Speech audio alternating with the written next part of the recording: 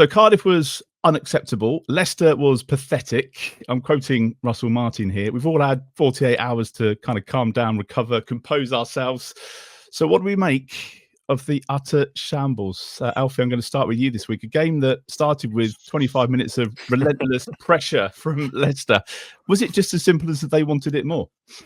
I think they've probably got more courage and bottle than Saints for sure. I think, I don't think you can make the argument that Southampton didn't want to be in automatic promotion, didn't want to be there. But have they got the the fortitude and the mental strength to do it? I think is the question, and it's a question that's been asked quite a few times this season. And unfortunately, pretty much every time that has been the question, we've got the answer we didn't want. So I mean, like Jack Stevens came out and spoke after really honestly about it, and just said that if you were watching that game, you'd say that we gave up.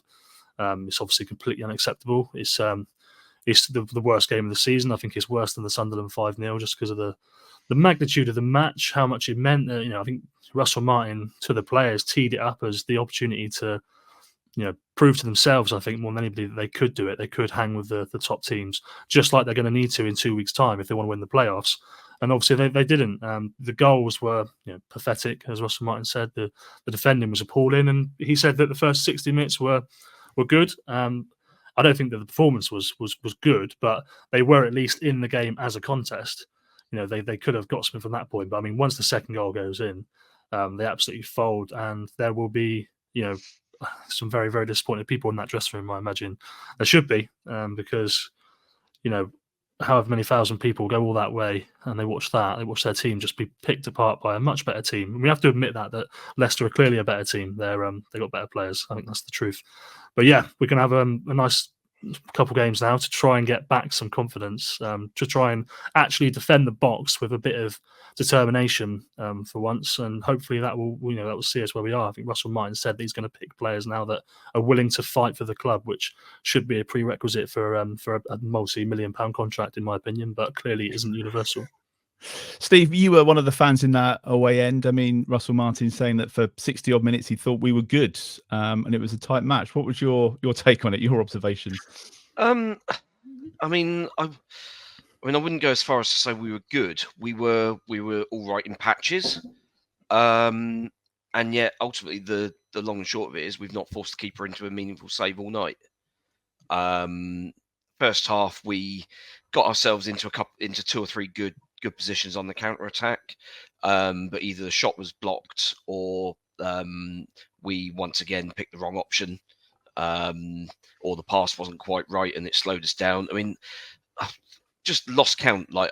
This is. I don't know if this is just a football thing in general, or just something that is built into Saints' psyche for the 30 odd years that I've been going to games. But on the counter attack, the number of times when the ball is passed out to a winger, and the ball is played like the winger's running down, and the ball is played to where the winger is at the point of the release of the pass, which means that the winger then has to stop to collect the ball and then get going again, and just loses all the momentum. Not like the ideal thing is you put it like a yard or two in front, so he's kind of running onto it and he maintains the pace. But we shot ourselves in the foot 2 or 3 times in that first half with rubbish passes that allowed Leicester to then regroup and get back into position. Another thing that allowed them to regroup and get back in position was their impressive level of fouling. That the ref Bobby Madley just decided, no, I can't be asked booking anyone for this now. It was 17 fouls that Leicester committed, basically all in that midfield area on counter attacks, or from behind, where before Vestergaard got his booking midway through the second half when the game was dead. Yeah, and it's just like, well, this is ridiculous. He's basically just allowed them to get away with it. It wasn't even as if they were rotating it that much. It was basically all Vestergaard, Fass, and Winks. They basically did all the fouling between them, and Madley was like, yeah, this is fine. Carry on, lads. But ultimately, we didn't do enough. There were bits and pieces, as I say, on the counter attack when we strung things together. In sort of little spells, we looked quite good in spells, but it was all we were always playing in front of Leicester's defence. And I mean, we've seen what Vestergaard's like. We've seen what Fass is like to a lesser extent, but we've obviously got experience of Vestergaard ourselves, and we know that he turns like an oil tanker. Yeah. And yet, not once did we manage to put a ball in behind their defence for Adams or Armstrong or Brooks to run onto and to cause them problems. So yeah, huge disappointment. I dare say is probably a fair percentage of the fan base that probably aren't surprised. But yeah, I mean, to kind of capitulate in the manner we did in the space of, what was it, 3 goals in 5-6 minutes. You just think, well, where's the kind of fight? Where's the? I mean, I kind of hate getting onto a sort of tub thumping thing of, oh, the players don't want it enough, and because at the end of the day, professional footballers, they go out there and you don't get to where you are as a professional player without having a huge amount of drive and self motivation. But what that last 15-20 minutes looked like was just players giving up. And yeah, ultimately, as Russell Martin rightly pointed out, that's not acceptable. It kind of comes down to it, Glenn, that at the end of the day, they're just not good enough, and that was there for everybody to see. Well, I think you got to look at Leicester's team, and I mean, I highlighted the midfield last week, and Didi, Winks, and Dewsbury Hall. That's 3 proper Premier League players. There's no, are they good enough for the Premier League? You know, they're all international footballers, aren't they? Or Dewsbury Hall probably will be. You know, they're very good players. You look at, I thought it was interesting. It like I'm going to sound like I'm picking on Adam Armstrong, but he didn't do it at Premier League level at all. And against Leicester, he was up against Ricardo Pereira as an international fullback, proper Premier League fullback, didn't do a thing. Did not do a thing, and he just looked completely and utterly out of his depth. So I think there was an element of that. The only real weak part of Leicester's team was the central defenders, and as Steve has said, combination of Bobby Madley and our lack of, you know, our lack of common sense in putting them under pressure, just sort of played into their hands, really. So we didn't really exploit the one weakness that Leicester had. I don't think it was too much down to ability. If it was just down to ability, we'd have lost 2-0. It was down to heart and guts. Leicester were nasty. They got away with it. They played the referee, which is part of it. All the fouls that they committed in the middle of the park, that stopped us building up any momentum. But when you look at our lineup and you see, you know, Joe Rothwell in it, you see Shay Charles in it. I mean, I've been calling for Shay Charles to play in Flynn Downs' absence, but at the end of the day, it's a 21-year-old kid who hasn't played much football. You know, Joe Aribo, good for 70 minutes, and then he's knackered. And I just thought, you know, once they scored the first goal, which was a Bobby Madley assist, I mean, I don't care what anyone says about the saying it wasn't a foul. All the pundits on the TV were saying it wasn't a foul.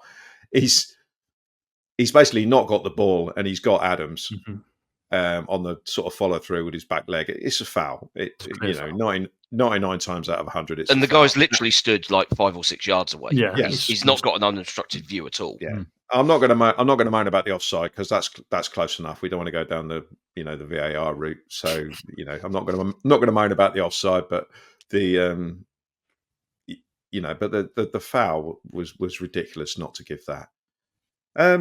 So yeah, it was everything that could be wrong with us and Leicester was so much better than us. It was embarrassing. I mean, as I say, they've still got all these Premier League players. How have they done that? It's a bit of a mystery, that. But no, they totally deserve to win, and they deserve to win by as many as they did, because we were absolutely pathetic. You can't throw in the towel like that. And quite often when we've let in goals, I've always thought this is down to our lack of cover from midfield, because individually our defenders aren't bad. But our fullbacks, all 3 of them who played that game, Walker-Peters, Manning, Bree, pathetic. You cannot just stand off and wonder why you're under so much pressure. I feel sorry for Harwood Bellis and Bednarek, because they had no chance. It was just like two men trying to stem the tide of 5 or 6 players coming in. And never was it more illustrated than that, the second goal, where Walker-Peters just watches Mavididi cross the ball, and Didi comes in. No one tracks him from midfield. Manning just watches him. And, you know, the two centre-halves and the goalkeeper, McCarthy's let in 5 goals. He didn't have a chance. Not a chance on any of them. And that just shows how easy we made it for Leicester to score. And sadly, you know, I mean, you're looking at the fact that Leicester are a better team than we normally play against, and a number of our players just couldn't hack it. But also the sort of gutless surrender when it was close. You know, when we needed to put in a performance, absolutely gutless. But I'm not surprised. We lost. You know, when we lost to Ipswich, the next game against Blackburn, we stunk the place out because we thought we were, you know, automatic promotion was dead. After the Cardiff game, I'm not altogether surprised that we stunk the place out in this one as well. But, you know, this time we were playing against a team that was in the mood to tear us apart, and they duly did. What's the thought with Flynn Downs, Alfie? Rested, do you think, for the kind of the playoffs? Is that the thought, the school of thought? Because we obviously missed Stu Armstrong as well, and it seemed that Joe Rothwell's really not the answer, limping off after 40 minutes. It's a bit of a problem in midfield now. Yeah, I was going to say, like, obviously my opening statement was quite harsh, but I was going to speak in defence of them, is that they have lost key players, you know, Bazunu, Flynn Downs, Stuart Armstrong, in the space of a week or two. I think that Flynn Downs has been carrying a worse injury than we thought, because I said 2 weeks ago that he was carrying a knock before one of the Tuesday night games. I can't remember exactly which one. And that was the reason why they left Ryan Manning out the squad, supposedly, to bring Shay Charles in, because they wanted him. That one. Yeah, they wanted a bit of coverage. He's obviously picked something up in one of these games. I can't remember again exactly which one. But now I think that it would have been a case of, if it had still been on, if it had still been, you know, a reasonable chance of qualifying for the top 2, they probably would have risked him. But I think it's probably the right decision to try and just keep him. And even this, like, at this point now, I don't even know if I'd play him on Saturday. I would just wrap him in bubble wrap for the next 2 weeks and make sure he's fit for the playoffs, because what's that now? Is it 2 wins in 11 games without him, 2 wins in 10, something like that? They can't win a football match without him.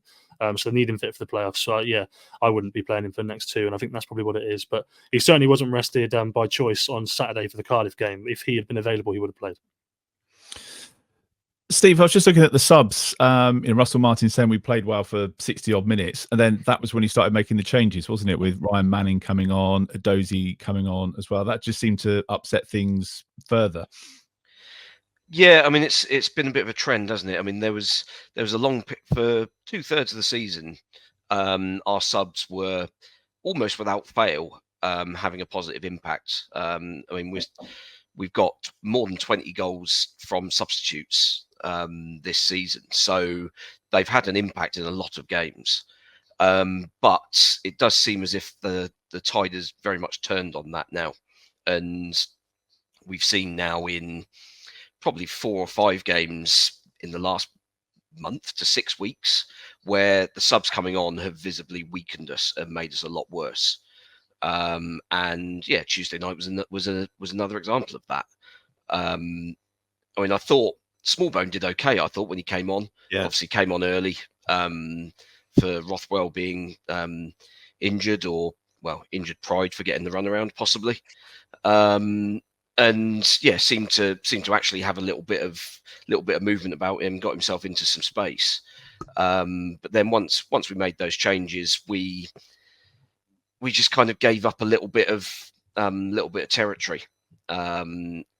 Leicester were allowed to then kind of come on to us and step up 5 or 10 yards further forward because the new players weren't up to the pace of it. It was quite a fast-paced game. I thought it was a bit sort of basketball-y, bit end to end, which both managers would have absolutely hated because both managers. I mean, the one thing they've got in common is they crave control, and neither side really had any of it.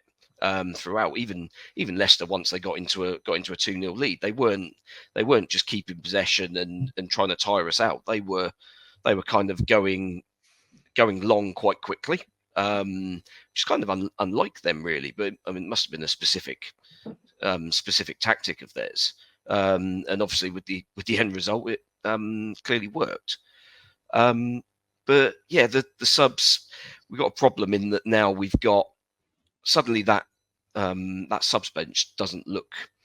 Whereas earlier in the season, we were kind of looking at that and said, well, we've got loads of options there. Yeah. People to come on who are going to be game changers if we need to make something happen. You look down that bench on Tuesday night and you think, oh, that's a bit underwhelming now. So yeah, looking forward to the return from suspension of Sekumara on Saturday.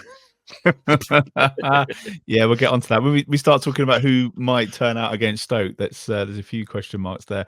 Glenn, I've seen it described as a reality check, but did it really tell us anything that we didn't already know? You know, we suspected that they weren't up for these big games, and the opportunity was there to prove us wrong, and they didn't take it. It's like with anything, and you go into it with hope. You go into it with hope that they're going to realise what's at stake, and they're going to know that if they don't put it in against this team, it's going to be trouble. But they didn't seem to understand the assignment almost. I don't know whether whether within the dressing room they'd said, well, this is gone, so let's just get through this game. That's kind of what it looked like. And if they go into that attitude for the rest of the season, we're going to get pasted at Leeds on the last day as well. I saw a big rash of people selling tickets for that one on Twitter. I did see a couple buying them, which I thought was even more crazy. To be fair, yeah, they must have got a good deal. They've been reduced from 47 to 45 or something. But you want your team to show up. You know, it's a big game. Everybody's watching, and we were just crap. I mean, let's face it, we were crap. Leicester were everything that we should have been. You know, they were bang up for it. They knew that even though they've got two relatively winnable games coming up, they wanted to get the job done. They approached it with ultimate professionalism, I thought, and they totally deserved to win. And the people I spoke to from Leicester since the game said they haven't played like that all season. That was the best they'd played all season. And I was like, through gritted teeth, saying, yeah, that's because you haven't played a team as crap as we were all season, who basically let you do it. Certain things came out of the game that worried me for the playoffs, namely the fullbacks, as said, no intensity to defend whatsoever. And the other thing was Stuart Armstrong missing, the link between the midfield and the attack. We've got to find an answer to that in the next two games, which is why I hope that they consider giving Tyler Diblin a run just for maybe 20 minutes against Stoke, just to see what he can do, or maybe try David Brooks there, because he's not doing much on the wing, let's face it, and we've got other options there. I would just like to see us use these next two games to try and find an answer to the fact that Stuart Armstrong isn't there, because I don't really think a Rebo or Smallbone playing in that advanced role is really going to unlock many defences. So yeah, there were certain things that came out of the game that we have to work on. And I haven't mentioned it actually. Russell Martin pointed out as well. Che Adams, I thought, considering he was getting kicked all over the place, and with getting no support from the referee, no support from any of our other players, I thought he had a really good game. So that's some positive, and that's a guy who's out of contract in a few weeks, and that some of the other players could severely learn from that and put in as much effort as he did against Leicester. And it was Jack Stevens, Alfie, that was sent out to do all the media afterwards. You get the impression that he's going to be, well, I think he said that he's going to be starting the game. Had he started the game, we wouldn't have lost 5-0. And you think that he's going to play for the next, 4 games it'd be? Yeah, it was a very interesting line, actually, from Russell Martin's press conference, which was, we didn't really need to stick the boot in too much, because I think Russell came in, sat down straight away. It must have been his 10th interview, and he knew what he was going to say, and he had some very strong words that you don't often see from him. I think he was about as severe as he'd been in a press conference for us. But I merely asked him, at least Jack Stevens at the end there, making sure that every member of the squad went over to applaud the away fans who were still in the building. And it wasn't taken out of context. His only reply was, if I'd have started him, we wouldn't have lost 5-0, and that's my fault. Which I thought was an interesting reply to that. And it tells you everything. Would have been 7. Well, I think it tells you everything about the character at the back line, I suppose. But I should correct you though, Martin. Jack Stevens wasn't sent out to do the media. Adam Armstrong was initially sent out to do it, but Jack Stevens insisted that he did it instead. So he came out and spoke to people instead as the captain. He'll play every game now for the rest of the season. I'm pretty sure. He's Russell's taken him out for these last 2 games, and they've been without character, which is exactly what he thinks he provides. And I've got no issue with that, in my opinion. I know it's a divisive topic, and I think it maybe confused the team a little bit when Jack was playing this hybrid role. But at the end of the day, I'd have started him on Tuesday, 100%. I'd have started him over James Berry at left back. I'd have had Kyle on the right. And I said that to people at the stadium before. He's clearly a leader. I think whatever people think about Jack, he is the leader of the dressing room. He's the captain for a reason. And maybe Russell was right. Maybe they do need him right now. So yeah, he'll play every game. The only thing that's interesting is who plays alongside him. Who does he drop? Because I don't think you drop Bednarek or Howard-Bellis. However poor or not poor you thought they may have been. I thought they both had a good first half actually, and obviously it all fell apart in the second. Do you keep Kyle in? Do you keep? We probably can't keep Ryan Manning in after that. Probably can't keep James Berry in. Do you give Jayden Magoma a go and just say these 2 games are maybe not a Leeds, that would be a bit stressful, but certainly at home to Stoke. Why not put Jack on the right, Jayden in the left, and just see if he can hack it? It's a different option. He's looked good up until now. But yeah, Jack Stevens will be playing every single minute of the rest of the season, including the playoffs and the playoff final. I'm pretty sure of that.